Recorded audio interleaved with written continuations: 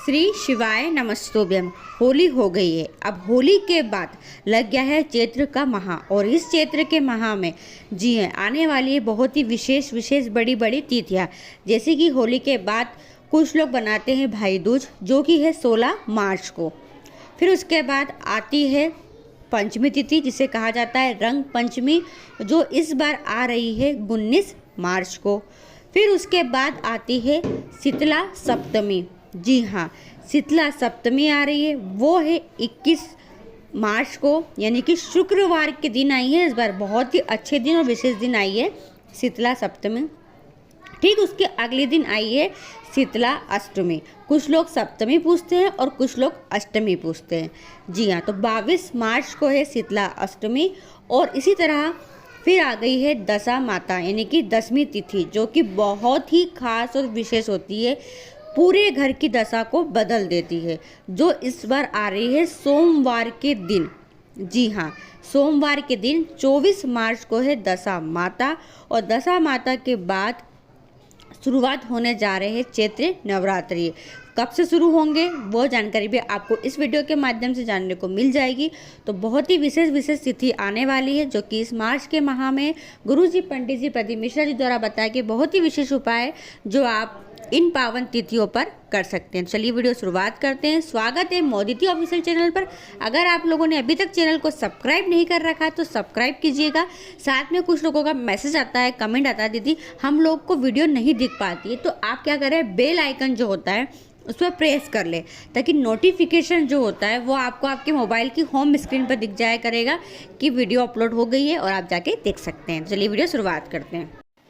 पहला उपाय, यह उपाय है शीतला सप्तमी और शीतला अष्टमी के लिए। जी हाँ, जो कि इस बार आ रही है 21 मार्च को शीतला सप्तमी है और 22 मार्च को शीतला अष्टमी है। दोनों ही दिन शीतला माता की पूजा अर्चना की जाती है। किसी के वहाँ सप्तमी पूजनीय होती है, किसी के वहाँ अष्टमी पूजनीय होती है। गुरुजी पंडित जी प्रदीप मिश्रा जी ने बहुत ही विशेष जानकारी दी है, बहुत ही विशेष उपाय बताया है, पूजन करने का तरीका बताया है। गुरुजी ने कहा अगर हमारे घर में बहुत ज़्यादा लड़ाई झगड़े कलेश होता है, बार बार बीमार पड़ते रहते हैं, पति की तरक्की उन्नति नहीं हो रही है, पति के सामने बार बार कष्ट उत्पन्न हो रहा है, पति के सामने विपदा खड़ी आती है, घर का कोई भी कार्य, घर में शुभ कार्य नहीं हो रहे हैं, घर में कह सकते हैं कि किसी की व्यक्ति की उन्नति नहीं हो रही है, तरक्की नहीं हो रही है, तो कहीं ना कहीं हम ये गलती तो नहीं कर रहे हैं। इस बात का विशेष ध्यान रखें और ये विशेष उपाय अवश्य करें। सबसे पहली बार शीतला सप्तमी पूजन कर रहे हो या अष्टमी पूजन कर रहे हो, उस दिन आपको किसी भी गर्म चीज़ का उपयोग नहीं करना है। जी हाँ, यानी आपको उस पूजन में दीपक का उपयोग बिल्कुल नहीं करना है, अगरबत्ती का उपयोग नहीं करना है।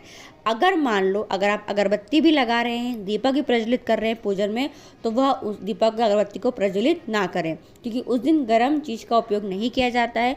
माता को जो भी प्रसाद भोग चढ़ाया जाता है, प्रसाद बनाया जाता है, वह सब माता जी को ठंडा करके भोग लगाया जाता है। यानी कि एक दिन पहले ही रात्रि में खाना बना लिया जाता है, 12 बजे के पहले रात्रि में, और उसके अगले दिन सुबह उठकर 4 बजे के बाद, जी हाँ 4 बजे के बाद शीतला माता के मंदिर जाकर शीतला माता को भोग नैवेद्य लगाया जाता है, पूजन अर्चन की जाती है। पूजन अर्चन में गुरुजी ने बताया है कि हल्दी, कुमकुम, चावल, रोली, मोली, चुंदरी ये सब माता जी को समर्पित करें। साथ में विशेष सबसे महत्वपूर्ण जो उपाय गुरुजी ने बताया वह बताया है कि आपको 1 लोटा जल भरना है। अगर आपके यहाँ पूजन नहीं भी होती है तो आप शीतला सप्तमी हो या माता की अष्टमी हो, दोनों में से कभी भी 1 लोटा जल भरें। 5 पुष्प ले लें, कोई से भी पुष्प ले लें, 5 पुष्प और एक लोटा ठंडा जल। जी हाँ, ठंडा जल लेकर आप माता के मंदिर जाए और माता को शीतला सप्तमी के दिन जल समर्पित करें। जी हाँ, ठंडा जल माता को समर्पित करें, 5 पुष्प माता के चरणों में अर्पित कर दें। ऐसा करने से घर में सुख शांति समृद्धि बनी रहती है। जी हाँ, ध्यान रखें भूल से भी माता के मंदिर में, शीतला माता के मंदिर में दीपक को प्रज्वलित नहीं करें। अगर आपको करना भी है तो गुरुजी ने फिर बताया कि माता के मंदिर से बहुत दूर जाके आप दीपक को प्रज्वलित करो। जी हाँ, पर इतना जरूरी नहीं रहता है। शीतला सप्तमी की पूजा करो या अष्टमी पूजा करो, उस दिन गर्म चीज़ का उपयोग नहीं किया जाता है, माचिस का उपयोग नहीं किया जाता है। जो लोग करते हैं तो उन्हें आगे कष्ट भोगना पड़ता है। इसकी भी एक कहानी है, अगर आप सुन लोगे तो आप भूल से भी दीपक प्रज्वलित नहीं करोगे उस दिन। ये बहुत ही विशेष उपाय है जो गुरुजी द्वारा बताया गया है। इस उपाय को 21 मार्च और 22 मार्च को आप कर सकते हैं। दूसरा उपाय विशेष जानकारी, शीतला सप्तमी पूजन कर रहे हो या अष्टमी पूजन कर रहे हो, इस दिन एक दिन पहले ही भोजन बनाया जाता है रात्रि में, क्योंकि इसके अगले दिन माता को बासी भोजन का ही भोग लगाया जाता है। और स्वयं भी जो लोग पूजन कर रहे हैं, जिस घर परिवार में पूजा हो रही है, वहाँ के सभी सदस्यों को भी जो प्रसाद घर में बनता है एक दिन पहले उसी प्रसाद का भोग लगाना चाहिए, उसी प्रसाद का सेवन करना चाहिए। जी, ऐसा नहीं है कि नहीं हम तो बासी नहीं खा सकते, हम तो ठंडा नहीं खा सकते, हमको गर्म करके खाना है, तो ऐसा नहीं होता है। उस दिन जो चूल्हा होता है वो एक दिन पहले ही प्रज्वलित किया जाता है। जी हाँ, यानी कि रात्रि में भोजन बन जाता है और सभी लोग घर के प्रत्येक सदस्य दूसरे दिन ठंडे भोजन का ही भोज करते हैं, सेवन करते हैं। तीसरा उपाय, हम बात कर रहे हैं भाई दूज की। जी हाँ, कुछ लोग दीपावली के बाद जो भाई दूज आती है वो सेलिब्रेट करते हैं, वो त्यौहार मनाते हैं। और कुछ लोग क्या करते हैं, वो त्यौहार के साथ साथ जो भाई दूज होली के बाद आती है, दूज तिथि पर आती है, उस दिन भी भाई दूज मनाते हैं। तो आपको विशेष यह उपाय करना है। देखिए, इस दिन भी चित्रगुप्त जी की पूजा होती है। जी हाँ, इस दिन भाई की लंबी आयु के लिए, उम्र के लिए भाई के मस्तिष्क पर तिलक किया जाता है। तो 16 मार्च को है भाई दूज तिथि, बहुत ही विशेष दिन है, बहुत ही शुभ दिन है। अगर आप सेलिब्रेट करते आ रहे हैं, इस दिन को बनाते आ रहे हैं, तो अपने भाई के मस्तिष्क पर तिलक लगाएं। तिलक के साथ साथ ध्यान रखें, चावल अवश्य लगाएं। कुछ लोग क्या करते हैं, केवल तिलक लगा देते हैं। तो तिलक लगाए कुमकुम का, साथ में उसी तिलक के ऊपर आपको कुछ चावल के दाने अवश्य लगाना है, साथ में भाई की आरती उतारना है। अब ध्यान रखें, जब आप भाई दूज पर हो, रक्षाबंधन पर हो या दीपावली की भाई दूज हो, जब भी आप भाई की आरती उतारें तो हमेशा लंबी बाती का ही उपयोग करें दीपक में। जी हाँ, गोल बाती का उपयोग नहीं करें, क्योंकि हम भाई की लंबी आयु के लिए, दीर्घ आयु के लिए प्रार्थना करते हैं और इसलिए भाई की आरती उतारते हैं। तो जब भी ध्यान रखें, आप आरती उतारें भाई की, तो लंबी बाती के घी के दीपक को ही तैयार करके उसी दीपक से ही भाई की आरती उतारें। साथ में भाई दूज के दिन भाई को नारियल जो भी भेंट करें आप, जी हाँ, हमेशा नारियल दिया जाता है, तो नारियल जो भी दे तो ध्यान रखें सूखा गोला नहीं दिया जाता है। कुछ लोग सूखा गोला देते हैं, सूखा गोला बिल्कुल नहीं दिया जाता है। पानी वाला जो नारियल होता है वही नारियल भाई के हाथ में पकड़ा कर फिर भाई के मस्तिष्क पर तिलक करें। इस बात का विशेष ध्यान रखें। अपने भाई का मुँह झूठा कराएं। जो भी आप घर के अंदर भोजन बना सकते हैं, आप भाई को अवश्य खिलाएं और वही खिलाकर ही भाई को आप विदा करें। यानी कि भाई को झूठे मुंह भाई आपके घर से जाए, ऐसे खाली मुंह अब भाई आपके घर से ना जाए, इस बात का विशेष ध्यान रखें। चौथा उपाय, देखिए दशमी तिथि जिसे कहा जाता है दशा माता। दशा माता का जो दिन होता है वो इस बार आ रहा है 24 मार्च सोमवार के दिन। ये वो दिन है जिस दिन पूरे घर परिवार की दशा बदल जाती है। दशा माता का आशीर्वाद अगर हमें मिल जाता है तो पूरे घर की जो दशा होती है पूरी चेंज हो जाती है। तो इस दिन सभी महिलाएं व्रत रखती है, पूजन करती हैं। ये अब ऐसा तो किसी किसी के यहाँ पूजा होती कि नहीं तो मुझे पता नहीं, पर अधिकतर महिलाएं तो इस दिन व्रत रखती भी है और पूजन भी करती है। जी, और जिसके घर में इस दशा माता की पूजा होती है वो घर हमेशा हरा भरा रहता है। जी हाँ, कभी भी धन संपदा की कमी नहीं होती है। तो अब ध्यान सुनिएगा, इस दिन यह विशेष उपाय अवश्य कीजिएगा। देखिए, इस दिन क्या होता है, पीपल के वृक्ष में दशा माता का वास रहता है दशा माता के दिन। तो पीपल के वृक्ष में जाकर ही वहीं जाकर ही पूजन की जाती है। जी हाँ, क्योंकि दशा माता पीपल के वृक्ष में ही विराजमान रहती है। क्या करना है, सबसे पहले जब तक आप पूजन ना करें उस दिन किसी को भी अपने घर से माचिस ना दे, कोई भी सामग्री ना दे। जी हाँ, क्योंकि इस टाइम पर क्या होता है कि लोग जानबूझ के ना हमसे कुछ चीज़ मांग लेते हैं कि माचिस दे दो, या कुछ लोग कहते हैं कि हमारे पास ये सामान नहीं मिल रहा है पूजा का, ये दे दो। तो इस बात का ध्यान रखें, दशा माता की पूजन करने से पहले उस दिन, जिस दिन दशा माता का पूजन होता है उस दिन पूजा करने से पहले कोई भी सामग्री अपने घर से किसी को भी उधार ना दे। जी हाँ, पहली बात। अब क्या करना है, पीपल के वृक्ष में पूजन किया जाता है। आपके घर परिवार में जैसी पूजन होती है वैसी पूजन करें।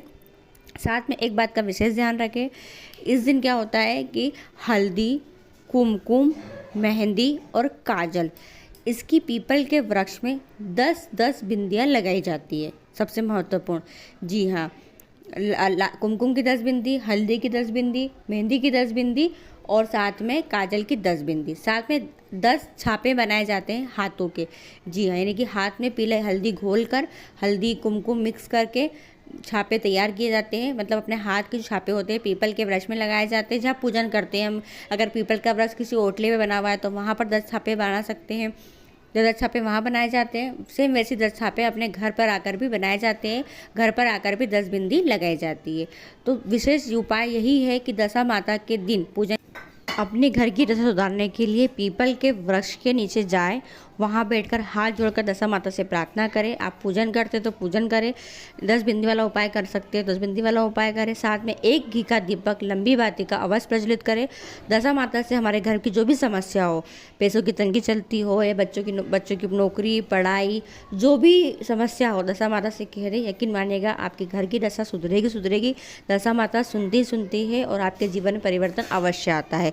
तो बहुत ही विशेष दिन है। इस दिन कुछ नहीं कर सको तो 1 लोटा जल पीपल के वृक्ष में अवश्य समर्पित कीजिएगा अपनी मनोकामना को कहते हुए। और साथ में पीपल के वृक्ष की परिक्रमा अवश्य लगाइएगा। कितनी परिक्रमा? 11, 21, 51, 108 जितनी भी लगा सकते हैं। पीपल के वृक्ष की परिक्रमा दशा माता के दिन यानी सोमवार 24 मार्च को अवश्य लगाइएगा। 5वां उपाय, यह उपाय है रंग पंचमी का। जी हाँ, होली के 5 दिन बाद आती है पंचमी तिथि और ये दिन होता है रंग पंचमी का, जो इस बार आ रहा है बुधवार का। बहुत ही खास और विशेष दिन है। पैसों की गड़गी चलती है, आवक बिल्कुल नहीं हो रही है। जी हाँ, 1 रुपया कमाते हैं, 1.25 रुपये खर्च होता है, बिल्कुल भी घर में पैसा टिकता नहीं है। बीमार पड़ते आते हैं तो दवाई डॉक्टर में लगते आ रहे हैं पैसा, तो पैसा नहीं रुकता है, पैसों की तंगी चलती है। तो रंग पंचमी के दिन आप यह विशेष उपाय अवश्य कीजिएगा पैसों की तरक्की और उन्नति के लिए। जी हाँ, क्या करना है आपको? अपने घर पर यह उपाय करना है। आपको लेना है गन्ने का रस। जिस गन्ने के रस में, जी हाँ, अब तो गर्मी आ गई, गर्मी में गन्ने का रस तो आपको आराम से मिल जाएगा। अगर गन्ने का रस नहीं मिलता है तो गुड़ देखिए, जो गन्ना होता है, गन्ने से ही गुड़ बनता है। तो अगर गन्ने का रस नहीं मिल पाए, रंग पंचमी का दिन है, होली वगैरह खेलते रहते हैं बाहर लोग, रंग गुलाल खेलते रहते हैं, तो फिर आप जो गुड़ होता है उस गुड़ का पानी भी तैयार कर सकते हैं। करना क्या है, देखिए आपके घर में तुलसा माता का क्यारा पौधा होगा ही होगा। जी हाँ, तो आपको तुलसा माता के क्यारे में गन्ने का रस को अपने सीधे हाथ की हथेली में लेकर कम से कम 5 बार या 7 बार लेकर अपना नाम और गोत्र बोलकर, अगर आपका गोत्र नहीं पता है तो कोई बात नहीं, नाम जो पता है नाम अपना बोलकर आप गन्ने के रस को तुलसा माता की क्यारी में छोड़ते जाइए, समर्पित करते जाइए। बस इतना सा करना है। कितनी बार? कम से कम 5 या 7 बार। किस दिन? रंग पंचमी के दिन, 19 मार्च के दिन। फिर देखिएगा घर के अंदर कितनी तरक्की होती है, कितनी उन्नति मिलती है, धन संपत्ति में कितनी बढ़ोतरी आपको मिलती है। 6ठा उपाय जानकारी, देखिए इसी मार्च के महीने में, जी हाँ, मार्च के पूरे होते होते ही आने वाले हैं चैत्र नवरात्रे। जी हाँ, चैत्र नवरात्रे 30 मार्च से शुरुआत होंगे। 30 मार्च को है नए वर्ष का प्रथम दिन यानी गुड़ी पड़वा, जिस दिन हिंदू नव वर्ष का प्रथम दिन माना जाता है। चैत्र नवरात्रि है, 30 मार्च से शुरुआत होंगे, एकम तिथि रहेगी, पड़वा तिथि रहेगी और ये जो होंगे 10 दिन तक रहेंगे, यानी 31 मार्च से शुरुआत होकर ये पूरे होंगे। नवमी तिथि आएगी 6 अप्रैल तक। जी हाँ, जिस दिन श्री राम भगवान का जन्मदिन है। जी हाँ, तो इस तरीके से चैत्र नवरात्रि आने वाली है। नवरात्रि के उपाय मैं अगली वीडियो में लेकर आऊँगी। वीडियो आपके लिए उपयोगी रहे, आपको पसंद आया तो प्लीज़ वीडियो को और लोगों तक जरूर शेयर कीजिएगा। श्री शिवाय नमस्तुभ्यम। हर हर महादेव।